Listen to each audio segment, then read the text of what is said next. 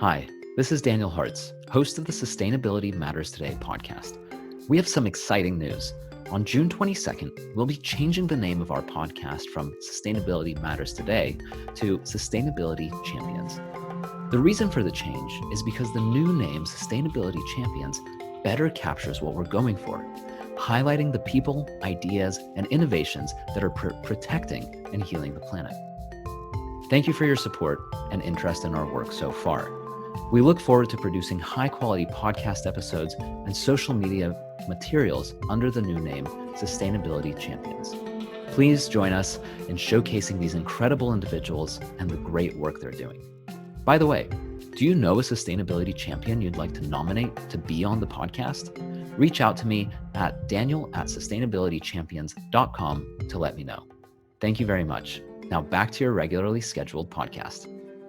I'm joined by Tessa Clarke, CEO and co-founder of OLIO. Thank you so much for joining me, Tessa. Hello, my pleasure. I'd like to start by finding out what problem it is that you're solving. So can you briefly describe the issues or challenges that OLIO is solving? Certainly. So we are solving one of the biggest problems facing humanity today that most people don't know about, and that is the problem of food waste. So globally, a third of all the food we produce each year gets thrown away, and that's worth over $1 trillion. So right off the bat, we have a pretty crazy situation going on.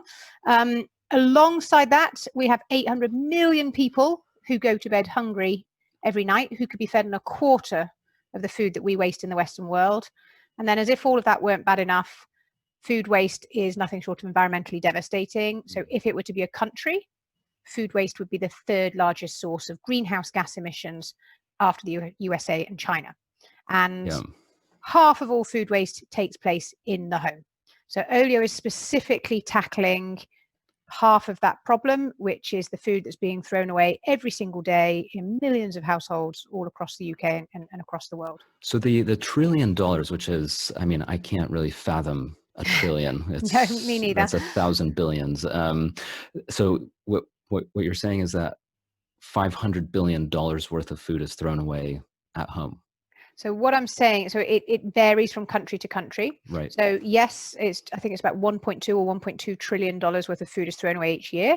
And then if you look at the sort of developed, and I don't particularly like those terms, but for want of a better term, the developed world, right. In a country such as the UK, half of all food waste takes place in the home.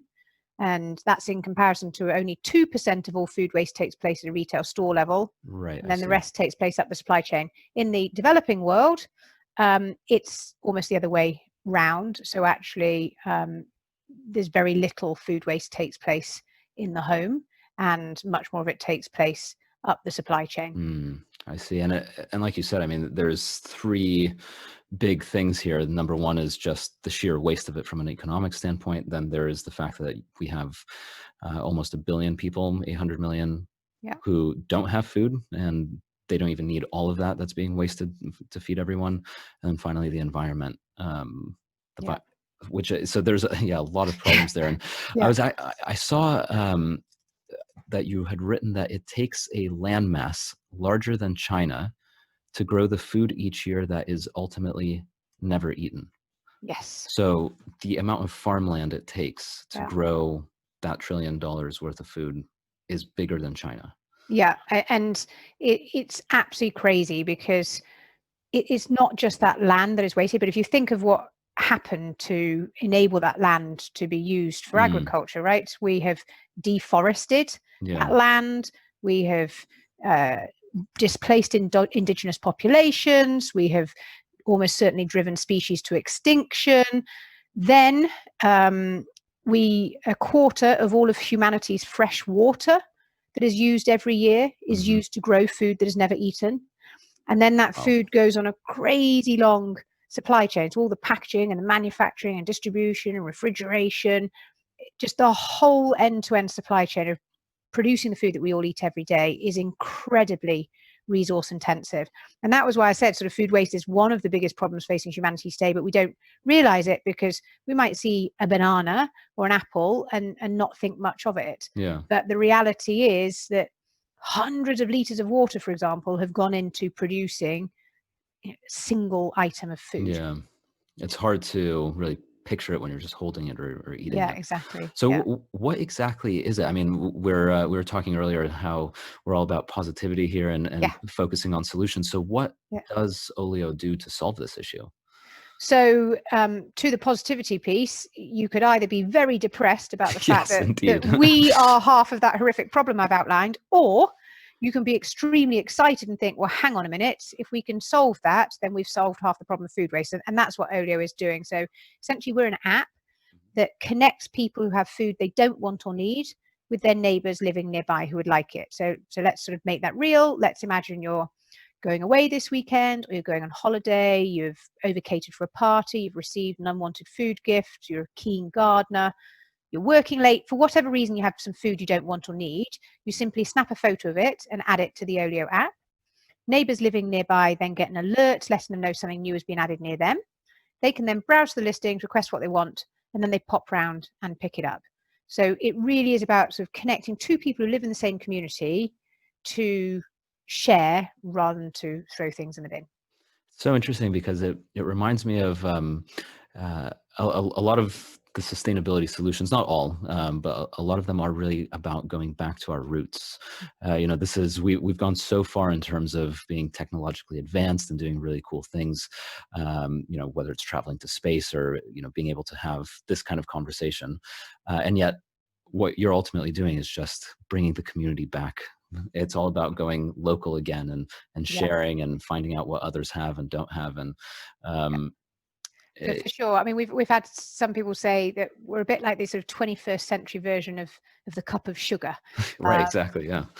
And we are, because you're absolutely right. So technology is just pervasive in our lives nowadays, and one of the side effects of that is that whilst we're more connected than we've ever been before, we're also lonelier than we've ever been before. So there are approximately 9 million people in the UK who say that they are always or often lonely, which is just really, really devastating thing to think about. That's almost a sixth or a seventh of the population. Yeah. And I saw some data that came about 2 weeks ago that said that I think it was 54% of 18 to 24-year-olds also said that they were always or often lonely. 54%. Yeah. So loneliness is a massive epidemic. But back to the positive. So what OLIO is doing is we are harnessing technology, but we're using it to, as you say, take us back to our roots, which is back to being connected to our local community. It's meeting people in real life. It's giving away something that I have that I don't want to someone who lives nearby who would like it. And often people say to us, well, isn't sort of neighbours sharing food, isn't that a bit strange? Isn't that a bit weird? Yeah. We like to point out that no, wasting food is way more weird than giving it away to someone who lives in your local community, because actually as human beings we have evolved to share our most precious resource, which is food, over millions of years. The reason why we have survived and thrived as a species is because we have been so good at sharing our life source. And what's weird is the past 20, 30, 40 years where we have for some reason normalized throwing away food instead of giving it to someone who would like it. Yeah, exactly. I was going to say that's just goes to show that comment really highlights kind of where we are as a culture and also as a society in terms of how throwaway of a culture we live in. Food is so cheap that it's easier just to throw it away and buy something new than. Yeah, I mean, the sad is sort of yes and no. So the sad thing is it's so cheap for a lot of people, but also it's far too expensive for many other people. So we live in this very, very weird world where there's widespread waste on one hand and widespread hunger on the other. So back to the hunger point, something that has really shocked Sasha, my co-founder, and I through sort of founding OLIO. We originally set up OLIO to solve the problem of food waste in the home, and we were very motivated by solving the environmental problem that was causing.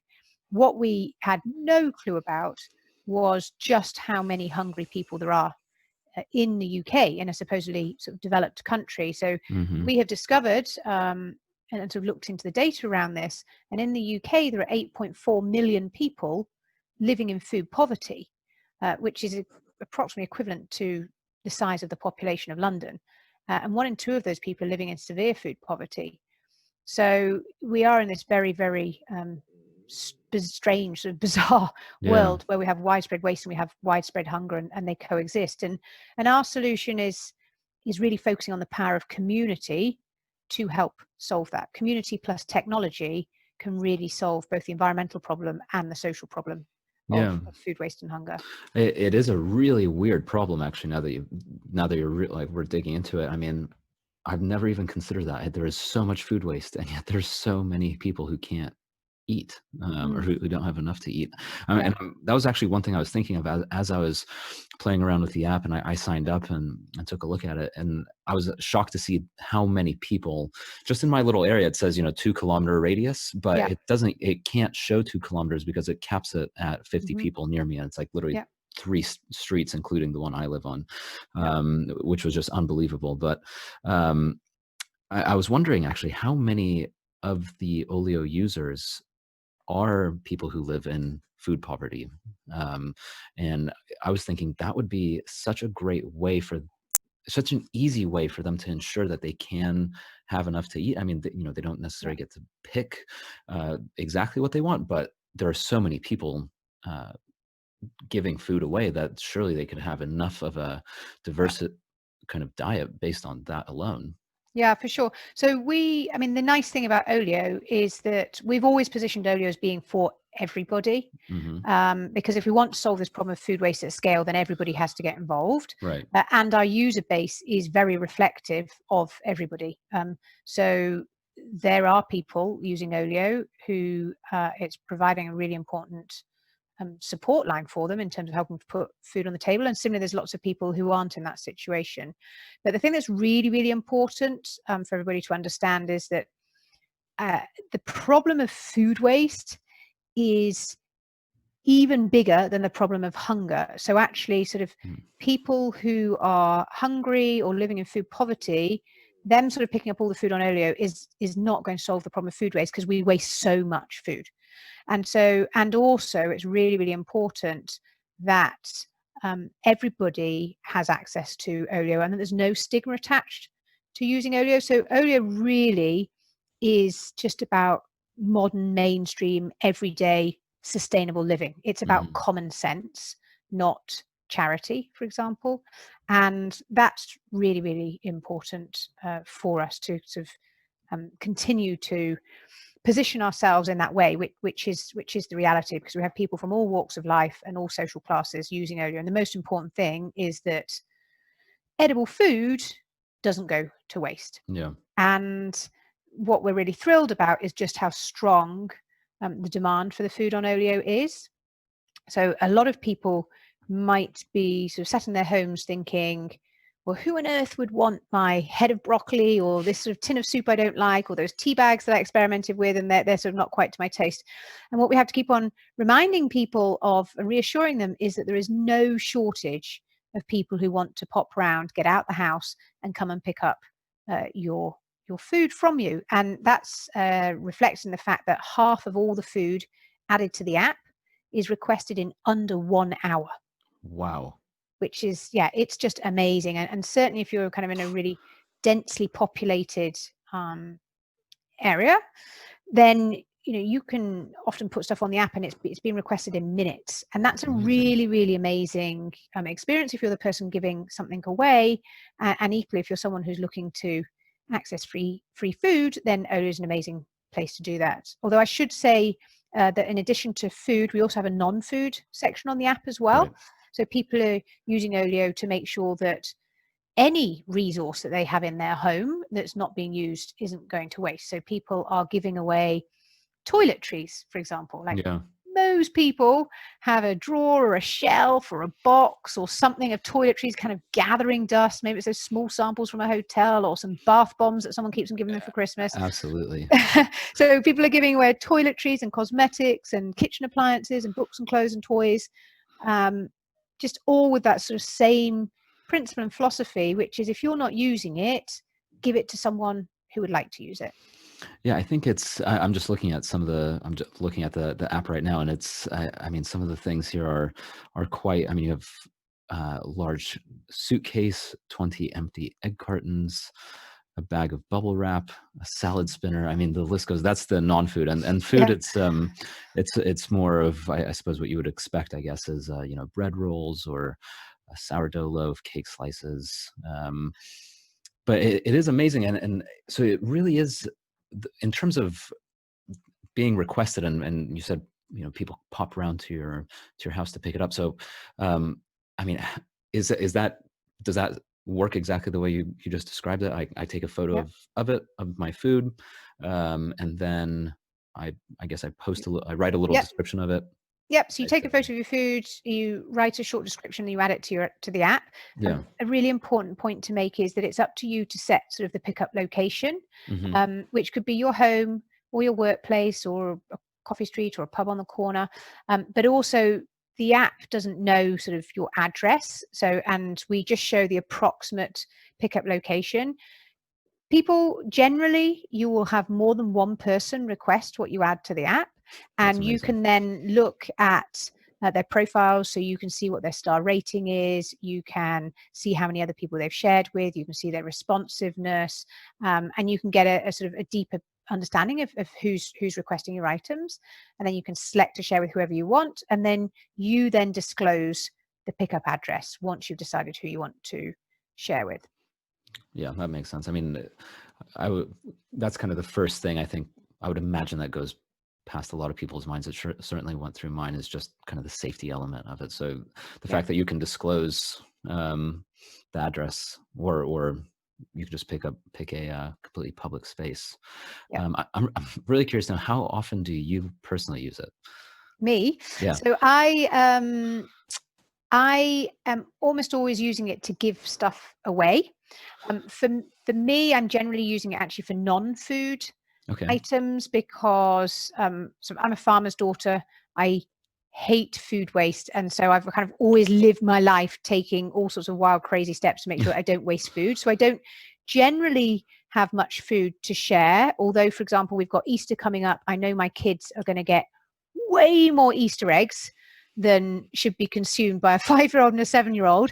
And I don't want to eat them all as well, because it's not good for my waistline. So I know I'll be adding some chocolate to OLIO sort of after Easter.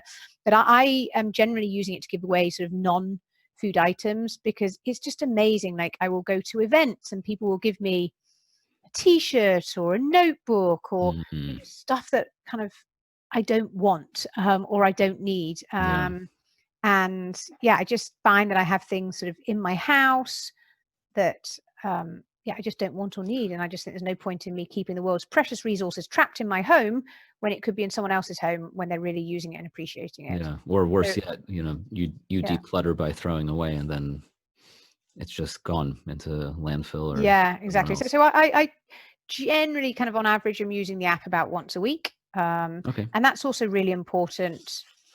One, I kind of use it to help me lead a less wasteful life, but also it's really helpful to give me insight into kind of what the product is like and how it's working and the user experience, because obviously we do new releases of the app every sort of 1 to 3 weeks. And so I'm constantly looking for how we can improve it. Makes sense. So we've talked about the kind of the individual side, meaning like person to person, neighbors sharing food. But I noticed that there is also a business side. So as I was flipping through the app just now, there was a lot of options from Planet Organic, and I think from Pret as well.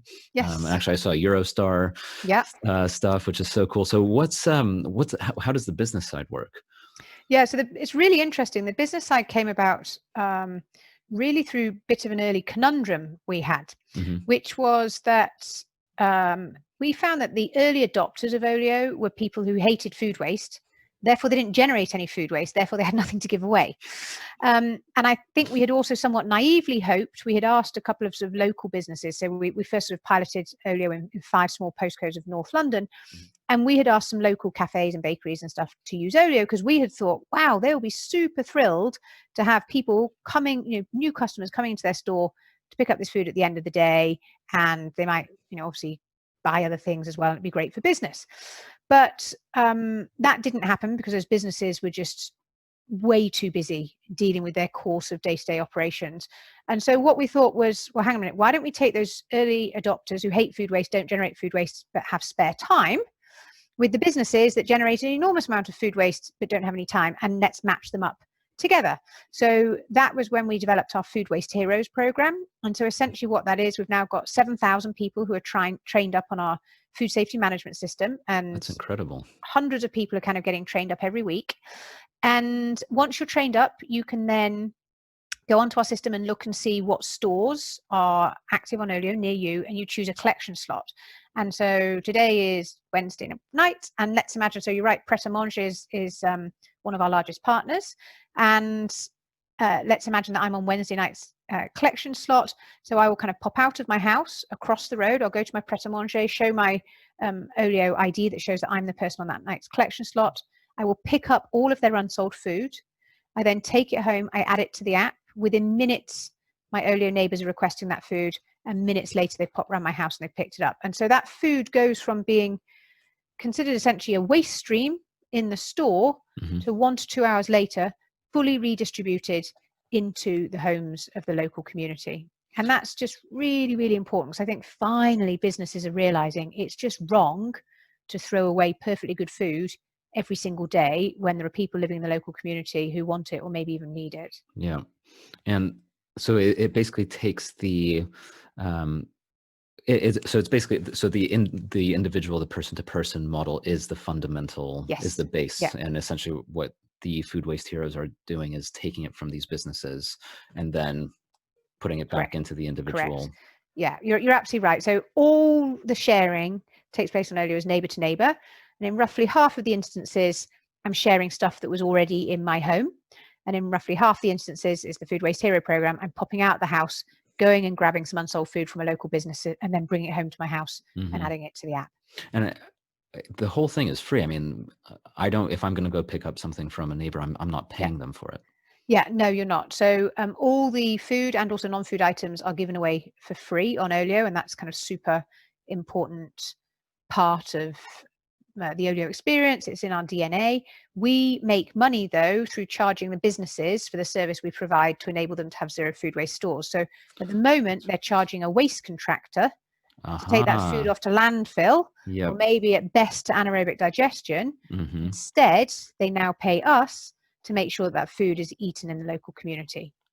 Got it. I was going to ask, I was trying to figure out where exactly is the benefit to the business. So, I've spoken to a number of people who basically take waste streams or redirect waste streams. And oftentimes it's such an easy sell to businesses because, especially in the UK, I think it's like £100 per ton or something of waste, something like this. And, if you're charging them even a tiny, a quarter of that, there's going to end up saving so much money. Well, and I think what's even more important in this space is that it's less about cost and it's more about finally recognizing that they need to do the right thing, because customers are quite rightly shouting out businesses on social media and saying, do you know what, this is just not acceptable when I see bin bags of perfectly good food out on the street every night. And their employees are also telling them, I am not prepared to be paid to chuck away good food every day. I just don't want to do it. And so that is really driving, finally, businesses to wake up and to realize that it's just not right for them to throw away food. And so now they're all very, very proactively working to find solutions to enable them to have zero food waste stores. And I should also point out that we work very collaboratively with the charitable sector. So at the moment, the charitable sector has been doing a great job trying to redistribute as much food as they can.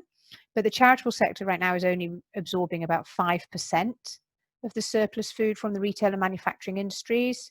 And once the charitable sector is fully scaled up, and by its own admission, it'll be able to absorb about a quarter of the industry's food. So that leaves 3/4 of the industry's food with no solution other than landfill right now. And that's where our community-based solution steps in. It's a really simple and really elegant solution. I mean, it's sort of just like, I really like that word absorb. It really sort of, I think it highlights the way it works really nicely. It just sort of, the food just kind of absorbs into the community, and then it just gets redistributed. And we think that a lot of this is food is fresh. It has a certain shelf life.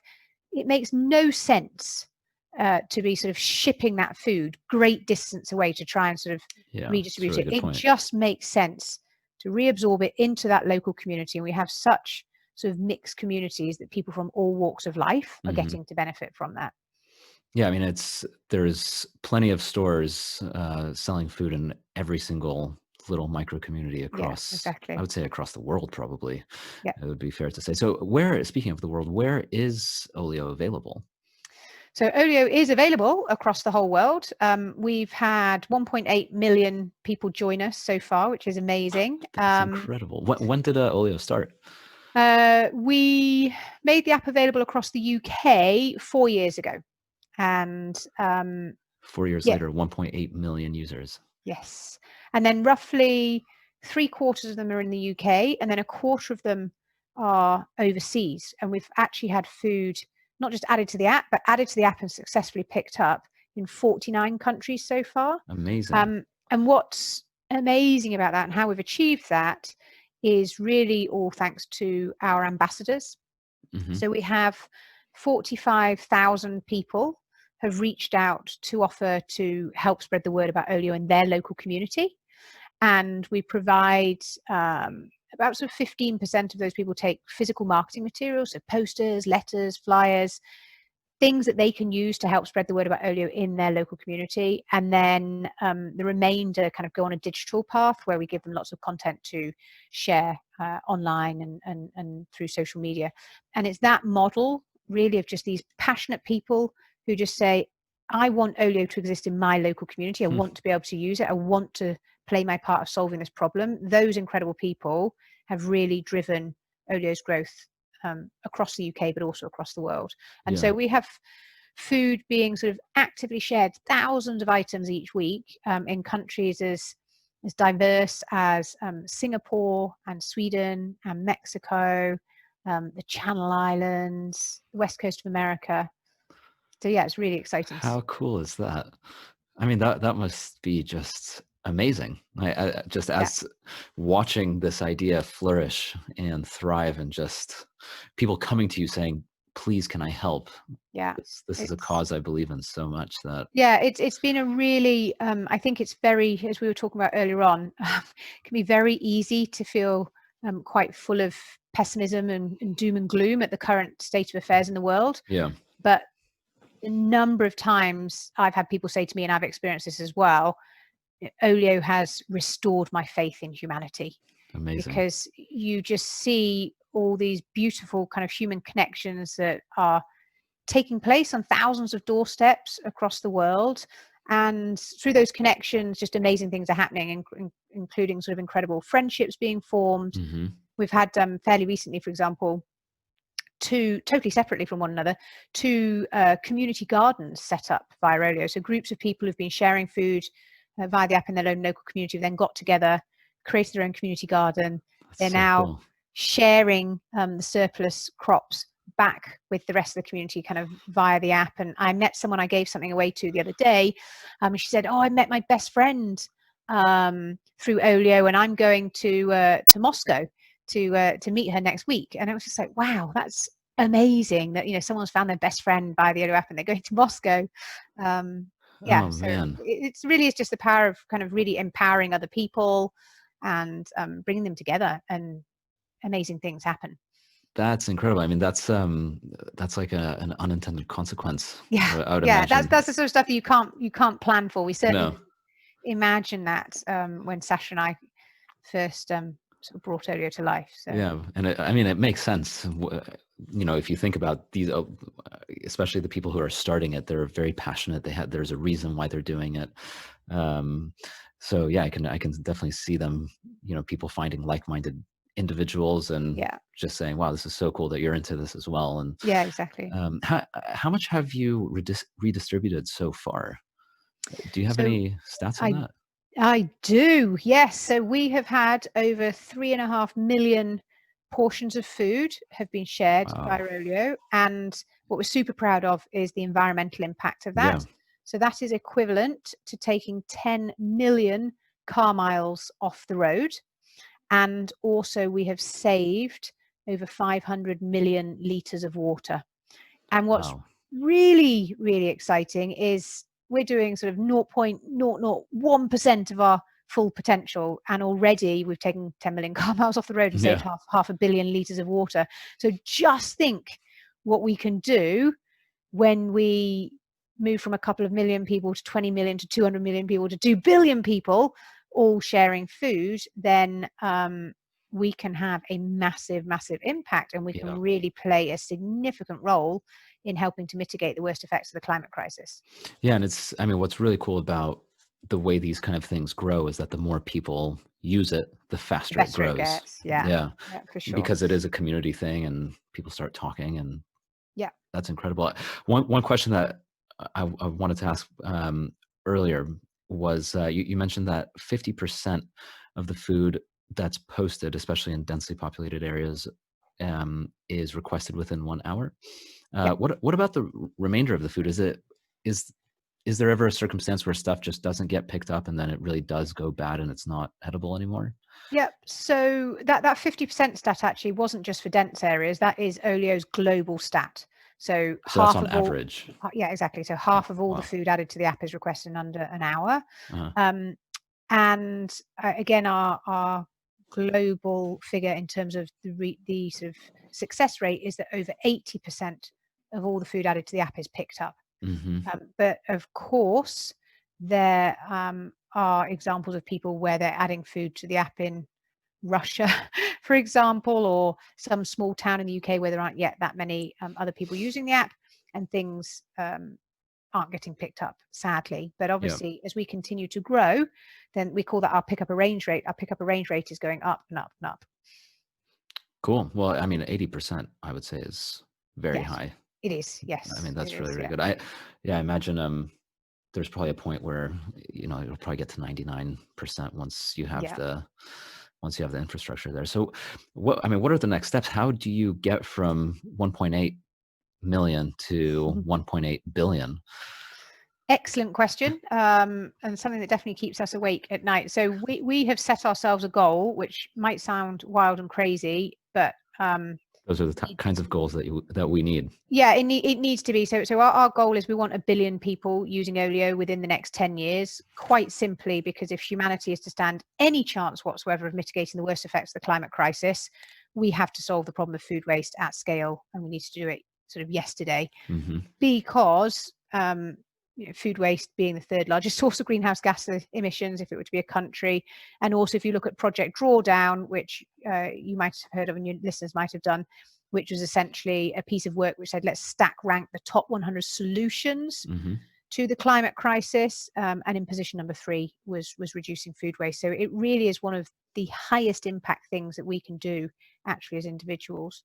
So in terms of how do we get there? It's a combination of things. So 1, we're continuing to sort of work to improve the product, and then 2, it's about marketing. So to date, Olio has grown primarily through word of mouth, but we're now starting to invest in marketing in other media channels, and that will really help us grow. We're also looking to form partnerships.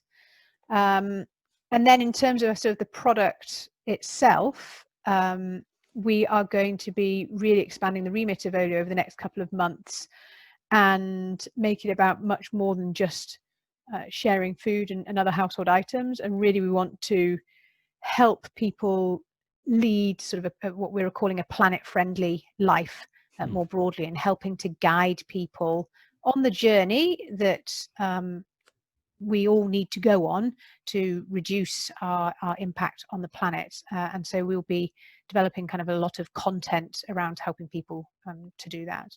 That's cool. And I mean, that kind of content is going to attract people to you and to the app. And yeah, that's a really great way to learn. Speaking of marketing and advertisements, I've been seeing the OLIO ads in the London Underground on the tube. Yes. Yeah. They're very, very distinct with like an aubergine.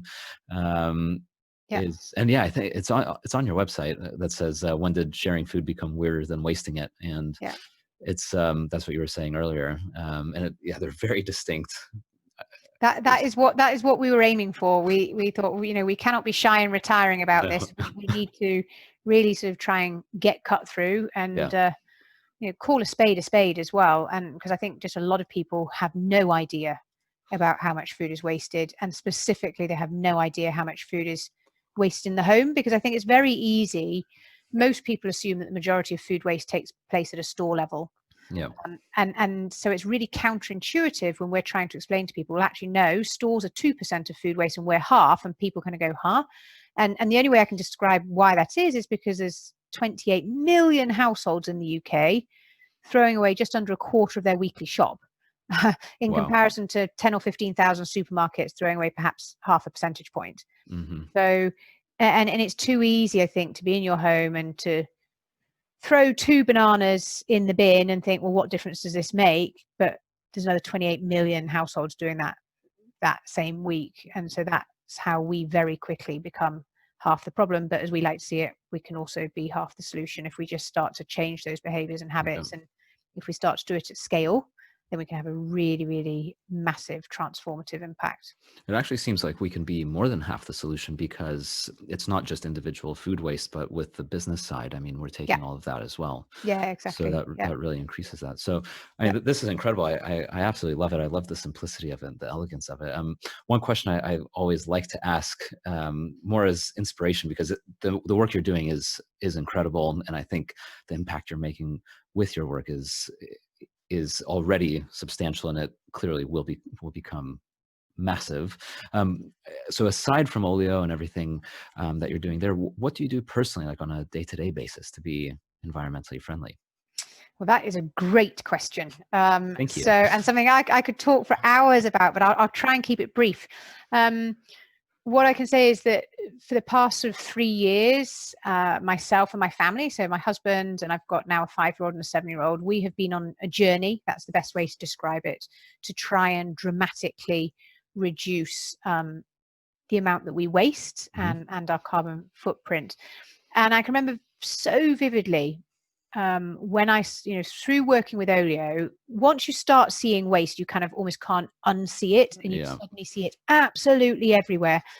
And I can remember becoming particularly aware of sort of the plastic waste problem, and just sort of opening my fridge and just going, oh shit, and then kind of opening the sink, the cupboard underneath my sink, and just going, oh my God, and then going to the bathroom and just going, oh my God, and it felt hugely overwhelming. And how I managed to sort of move from this state of just depression and paralysis to action was to just say, do you know what? I'm just going to pick off one thing. And I'm just going to set myself this kind of one challenge for this week. And then I kind of turned it into a bit of a game with myself, So like the very first thing I did was, I think it was like swap out my plastic toothbrush for a bamboo toothbrush. And I was like, that was super easy. That was a great win. I feel fantastic every single day. I feel like I've made a difference. And then I just slowly just started moving through things. So now I've just completely transformed how I shop. And some things have been, kind of a real challenge, and they've taken me months, if not like a year, to figure out. Like a one that I really battled with for ages was my sort of shampoo and conditioner. I must have tried 1 million shampoo bars that just weren't working for me. And then I ended up just one day just asking, I go to a hair salon. I'm lucky enough to have one sort of relatively nearby that is an organic hair salon. And I just asked them, I said, I don't suppose you would mind me being able to refill my containers here? And they were absolutely delighted and thrilled. And I was like, yes. So that was sort of a win that had taken me a really long time to sort of figure out. So I've been through completely transformed the way we shop. So I no longer shop in a supermarket, really. We probably go to the supermarket once every 2 months, maybe. Oh, wow. Because I now go to kind of a store where I can buy a lot of stuff loose in my Tupperware, and I get my milk from the milkman, and I get my vegetables from a veg subscription box, and my bread from the local bakery. And some of those things are more expensive, but I've offset that by dramatically reducing our meat consumption. And so kind of net, I think the planet is better off. We are healthier as a family. And actually, I think we're probably financially slightly better off because we've managed to, and also like buying sort of things loose, for example, can be a lot cheaper than buying it packaged. True. So yeah, I've been on a long sort of journey, and we've changed our car, we've changed our fuel at home. Wow. Changed my bank account. Yeah, so kind of on a mission to just keep plowing through stuff. Yeah, it's amazing how doing a weekly challenge and starting so small. It sounds like that's what you did. That you just can't say no. Tiny. Yeah, It's exactly. like this is so easy that if I'm not gonna do this, then I clearly don't care about the planet at all. Yeah. And then you just keep doing that until you're like, actually, you know what, I've changed 100 things. Yeah, on to the next one, like you said, bank accounts and cars, and it starts getting really, really big. And I literally have. I did sort of I made a spreadsheet the other day of all of those changes that I've made, or we have made as a family, and it is over 100. And it's kind of amazing to see them all there. It was probably not even a noticeable change. I mean, it's so gradual. Yeah, it's this kind of like 1% improvement. Yeah, and it has taken 3 years, but then I look back, and in particular, sort of our rubbish bin, it's like we just don't have to put out our rubbish bin very often anymore. Wow. And that's been the most obvious kind of indicator. We would be putting out 1 or 2 bags every week, and now we put out kind of 1 small bag every couple of weeks most. So that's amazing. Yeah, it's cool. Speaking about the buying the loose, loose food, it goes back to food waste, because sometimes you just can't pick, or you get 3 peppers, let's say, and one of them isn't quite right, or whatever the case may be, and you sort of don't have a choice. Whereas when it's loose, then you really can pick, and you pick only as much as you actually need. Yeah, one of my favorite purchases was just these sort of net bags that I can just put all of my my own produce in. It's really good. Yeah, that's awesome. Very inspiring. I think it's time for me to start a weekly challenge as well. Do it. Yeah, I'll keep you updated. So where can people learn more about OLIO, and if for anyone who's interested in becoming a food waste hero or an ambassador, where can we learn about all of that? Yeah. So first of all, please do join us. So you can find us in the App Store and in Google Play. So if you just search for OLIO, you will find us. It's sort of OLIO, share more, waste less is our tagline. Our website is www.olioex.com, and then we're on social media as olio_ex. Excellent. And I have to say, I mean, I downloaded the app. It's so easy to use. There's really nothing about it that's confusing or complicated. It's just super friendly. You kind of open it and you're just like, I mean, I know exactly what I'm supposed to do here. Great. which is really, really nice. So we tried to design it like that, but it's always good to have feedback to know that we're achieving it. Yeah, absolutely. And just out of curiosity, what is OLIO? What does the name mean? Great question. So OLIO means a miscellaneous collection of things, which, if you look on the app, is exactly what you'll see. That's so true. It's also a traditional Spanish and Portuguese stew, and stew is often a dish that is used to sort of prevent food waste. And then the other reason why we chose the word OLIO is because it's got the 2 O's, which for us we felt were kind of very symbolic of either the planet or sort of community, sharing economy, circular economy. And also we just loved the sound of the word. We thought it sounded like a really nice word. So yeah, it's a very nice, it rolls off the tongue really nicely. Yeah, exactly. Well, that's awesome. Yeah, well, Tessa, thank you so much for your time. I love the work you're doing. Pleasure. We're certainly we're all rooting for you, and I hope the hitting the 1 billion user mark comes earlier than 10 years. Me too. I think you will. I think you can do it. Thank you. Yeah. Well, thank you again. No worries. My pleasure. Bye. Thank you very much for listening to this episode. If you enjoyed it, give us a 5-star rating. And also, please subscribe, whether on your podcast app or on YouTube. And that way you can be the first to know about new episodes. Thank you very much, and talk to you soon.